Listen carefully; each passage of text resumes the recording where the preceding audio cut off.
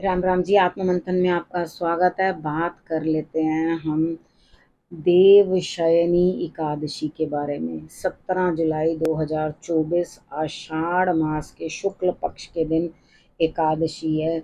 यहाँ पर आपने क्या क्या करना है और किस तरह से ये जो चतुर्मास आया यानी कि 4 महीने जो है क्षीर सागर में विष्णु भगवान जो है आराम करेंगे, यानी कि उनकी अपने आप को वापस उतनी ऊर्जा जो उन्होंने काम किया, यानी कि ये उनका जो है पीरियड इस तरह का है जिसके अंदर उनको शांति के साथ बैठ के वापस अपनी एनर्जी वापस लेनी है। ठीक है। अब कार्यभार क्या है वो भोलेनाथ संभाल लेंगे। कार्यभार जो है उन्होंने करना है, सब काम वो करेंगे। अब उसी के साथ जो है पूजा शुरू हो जाएगी शंकर भगवान की। ठीक है। बारिश आनी शुरू हो जाएगी। तो अब भोलेनाथ जब आएंगे तो सारे के सारे जितने भी जीव जंतु हैं सभी उपस्थित हो जाएंगे उनकी पूजा अर्चना करने के लिए, यानी कि उनकी प्रार्थना करने के लिए सभी आ जाएंगे। लेकिन अब ये 4 महीने में जब देव सो रहे हैं तो हमें जो भी कोई शुभ कार्य है वो नहीं करना, यानी कि यहाँ पर ना शादियाँ होंगी, ना मुंडन होंगे, ना मुहूर्त होंगे दुकानों के, ना कोई काम होगा। ठीक है। यानी कि ये नहीं है हम पूजा पाठ नहीं करेंगे या हम कोई वैसे घर के काम नहीं करेंगे, लेकिन जो शुभ कार्य हैं ना वो वर्जित होते हैं इस समय में, क्योंकि जब देव ही नहीं है तो शुभ कार्य किस तरह के, जब प्रभु ही हमारे नहीं कहीं विराजमान होंगे तो किस तरह के हम जो शुभ कार्य जो है कर सकते हैं। ठीक है। लेकिन वो सो रहे हैं ये ऐसा हम लोग एज्यूम करते हैं। ठीक है। क्योंकि वो अपने मेडिटेशन पे जाते हैं, अपने मेडिटेशन पे बैठे होते हैं। ठीक है। तो यहाँ पर क्या है, जब वो वहाँ जाएंगे तब पीछे की जो 4 माह की एकादशियाँ आएंगी। ठीक है। आपको पता है हर महीने में 2 एकादशियाँ होती हैं। जब वो 4 महीने की जो एकादशियाँ होंगी वो सब लोग रख सकते हैं, यानी कि जिन्होंने उत्पन्ना एकादशी से एकादशियाँ रखनी नहीं शुरू की हैं वो लोग भी ये 4 एकादशियाँ या बीच में नहीं रखी हैं वो भी ये 4 महीने की एकादशियाँ जो हैं डबल हो जाएंगी वो रख सकते हैं, यानी कि कृष्ण पक्ष की और शुक्ल पक्ष की दोनों ही एकादशियाँ आपने रखनी है। इस समय में 4 महीने में आप कोई भी अपनी प्रिय वस्तु का त्याग कर सकते हैं। ठीक है। ये मान्यता है और करना भी चाहिए। ठीक है। जो आपको चीज़ बड़ी विशेष प्रिय है उसका आप त्याग कर दो। यानी कि मैंने ये, कुछ लोग तो 4 महीने तक नमक का त्याग करते हैं, नमन है उनको जो कर पाते हैं इतना। ठीक है। तो यहाँ पर जो जिस तरह से भी आप अपनी किसी प्रिय वस्तु का त्याग कर सको उस वो भी एक व्रत में ही गिना जाता है। आप किसी भी चीज़ के लिए अपने आप को संयमित कर रहे हो तो वो व्रत ही है।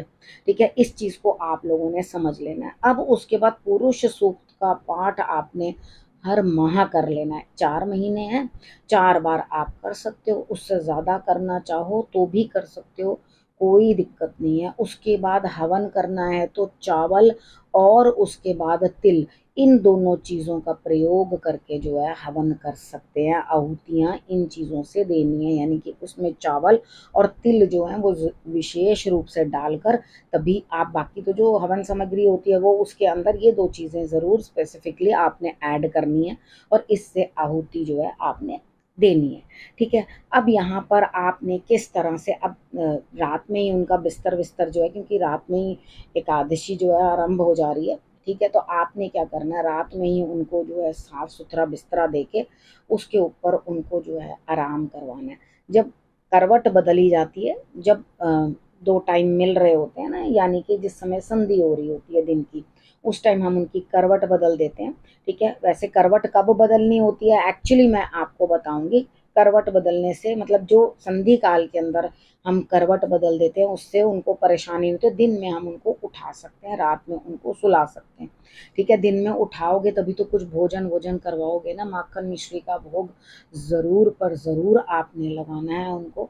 ठीक है। ये भोग आपने रोज का रोज, अब ये नहीं कहना वो तो सो रहे हैं वो खाएंगे क्या, तो जो आप लिक्विड डाइट उनके लिए बना सकते हो, मावा, पेड़ा, बर्फी, दूध, ये सब चीज़ें जो हैं आप उनको मिला करके उनको खिला सकते हो। जो रोज़ के रोज़ ये सब चीज़ नहीं कर सकते तो दूध और मक्खन मिश्री ये सब चीज़ें तो घर में अवेलेबल होती हैं। फ्रूट का आप उनको फल का भोग लगवा सकते हैं, रख दो उनके सामने और उनको कहो कि प्रभु भोग लगा ले, लेकिन उनको उठाकर बिठाकर उसके बाद ही आपने भोजन कराना है और उसके बाद उनको फिर वापस उनके जो है बेड के ऊपर, जहाँ आपने उनके लिए सोने का प्रबंध किया है, वहाँ आपने उनको लेटा देना है। ठीक है, ये सब आपको चीज़ें समझ में आ गई। मैंने आपको बता दिया विष्णु सूक्त के पाठ के जो मंत्र हैं उनके साथ आपने हर रोज़ कर सकते हैं, कर सकें तो ठीक है, आप रोज़ कर सकते हैं, रोज़ करिए। रोज़ तिल और चावल मैंने बताया उसकी आहुति दे करके आपने जो है हवन करना है।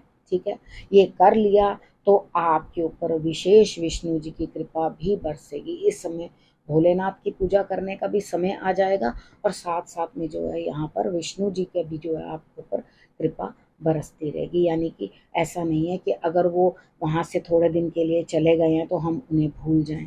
ठीक है, हम उनके बिना कोई शुभ कार्य पूर्ण नहीं करेंगे। वो सब चीज़ें मैंने आपको समझा दी हैं। ठीक है, अब आपको सब चीज़ें समझ आ गई हैं आपने किस तरह से क्या करना है। लेकिन एक चीज़ ध्यान रखना, जो लोग भी व्रत धारण करते हैं उनको एक दिन पहले से, क्योंकि वो हमारे स्टमक में ही तो रह जाता ना, वो पेट में ही रह जाता जो हमने खाया, तो अपना एक दिन पहले से आप जो है चावल खाना बंद कर दें, या हाफ डे से मॉर्निंग में। हम लोग व्रत रखते हैं तो हम लोग एक दिन पहले से ही चावल का सेवन नहीं करते हैं। ठीक है, ताकि वो ना स्टमक में रह जाएं और ना हम खाएं, क्योंकि कभी तिथि जो होती है रात को शुरू हो जाती है, कभी आधे दिन में शुरू हो जाती है, तिथि लग जाती है, तो कभी मॉर्निंग में शुरू हो जाती है। तो यहाँ पर वक्त के वो उसकी वजह से अब इतना एक दिन पहले से ही खाना चावल हम बंद कर देते हैं। तो जो लोग व्रत रख रहे हैं वो ये संयम जरूर रखें। हम तो व्रत नहीं भी रखते हैं तो भी ये संयम रख लेते हैं कि 2 दिन हम लोग चावल नहीं खाते। उसके बाद द्वादशी वाले दिन जब पारण का समय आता है, जब पारण करते हैं उस समय में जो है हम अपना चने की दाल की खिचड़ी देसी घी डालकर, जिस पे तिल डालकर, उसका जो है भोग भगवान को लगाते हैं। तो जो ये 4 आएंगी एक क्या कहते हैं एकादशियां, यानी कि शुक्ल पक्ष की, और फिर 4 आएंगी कृष्ण पक्ष की।